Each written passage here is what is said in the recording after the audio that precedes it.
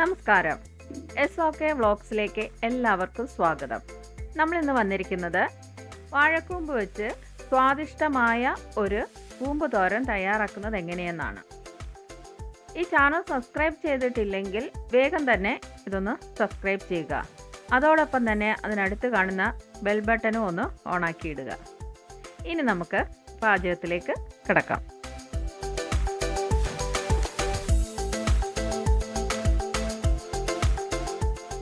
പ്രധാനമായിട്ടും വേണ്ടത് ഒരു കൂമ്പ്, പച്ചമുളക്, 1/2 സ്പൂൺ ജീരകം, 2 വെളുത്തുള്ളി, പിന്നെ 1 കപ്പ് തേങ്ങ തിരികിയെടുത്തത്.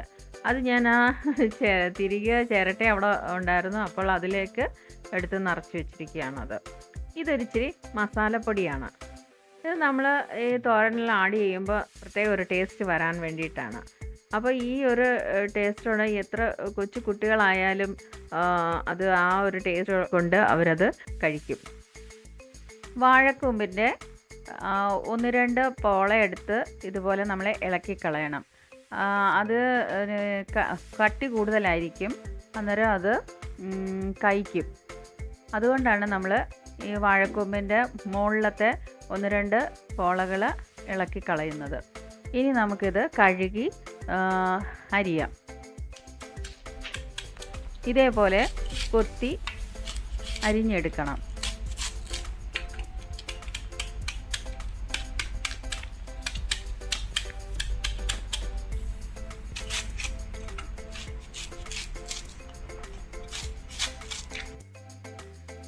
ഇതെല്ലാം കൊത്തി അരിഞ്ഞ് വെച്ചിട്ടുണ്ട്. ഇനി നമുക്ക് പാചകത്തിലേക്ക് കടക്കാം.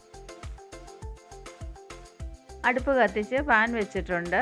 ഇനി ഈ പാൻ ഒന്ന് ഉണങ്ങട്ടെ.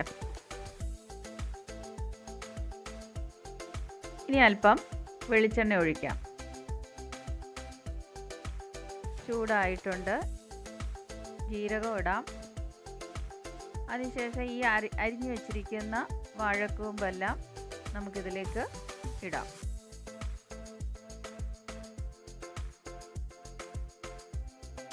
ഇതിനെ ഒന്ന് ഇളക്കി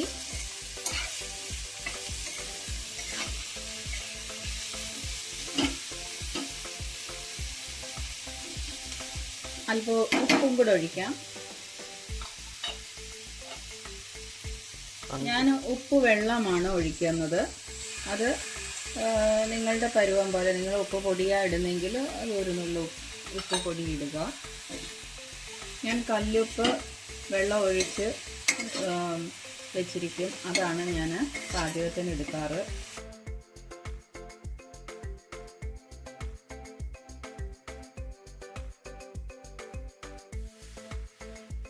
ഇതൊന്ന് അടച്ചു വയ്ക്കാം. വെള്ളം ഒഴിക്കുന്നില്ല. ഫ്ലെയിം ചെറുതാക്കി വെച്ചിരിക്കുകയാണ്. ഇത് മിക്സിയുടെ ജാറിലിട്ട് ഒന്ന് ചതച്ചുകൊണ്ട് വരാം. അന്നേരക്ക് ഇത് വെന്ത് കഴിയും. ചതച്ചു കൊണ്ടുവന്നിട്ടുണ്ട്. ഇനി നമുക്കിത് തുറന്ന്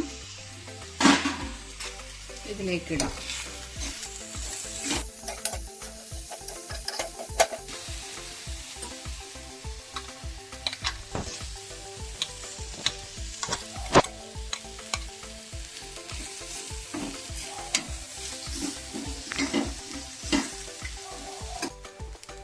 ജാറിൽ ഒരു തുള്ളി വെള്ളം ഒഴിച്ച് നമുക്കത് കഴുകി ഒഴിക്കാം.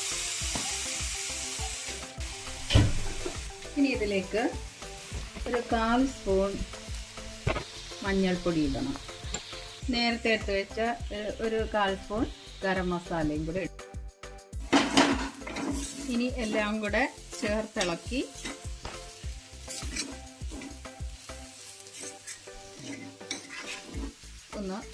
ഒന്നും കൂടെ ഇങ്ങനെ ഒന്ന് തത്തിപ്പൊത്തി ഒന്ന് വയ്ക്കണം.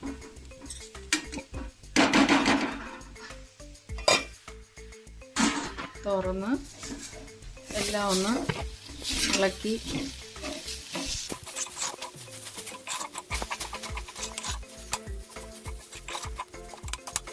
ഇനി ഇതിലേക്ക് വറുത്ത് വെച്ച പപ്പടം ഒന്ന് പൊടിച്ച് ഇട്ട് കൊടുക്കണം.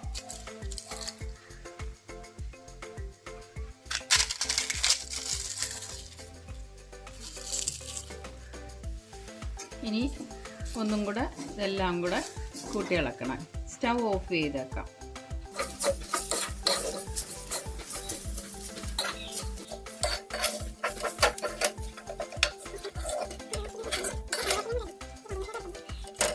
കപ്പലയും കൂടെ ഉരി ഇട്ട് ഒന്നും കൂടി ഒന്ന് ഇളക്കി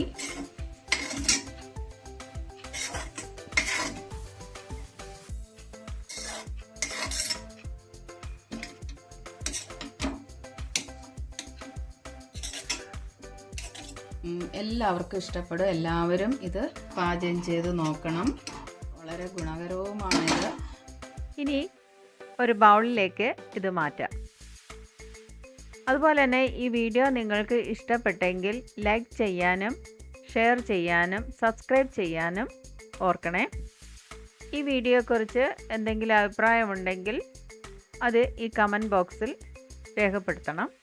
കൂടാതെ ഇനി അടുത്തത് ഏത് വിഭവം ഉണ്ടാക്കണം എന്നുള്ളത് നിങ്ങളത് കമൻറ്റ് ബോക്സിൽ കുറിക്കുകയാണെങ്കിൽ ഞാനത് ട്രൈ ചെയ്യാം. ഈ വീഡിയോ ഇത്രയേ ഉള്ളൂ. നന്ദി, നമസ്കാരം.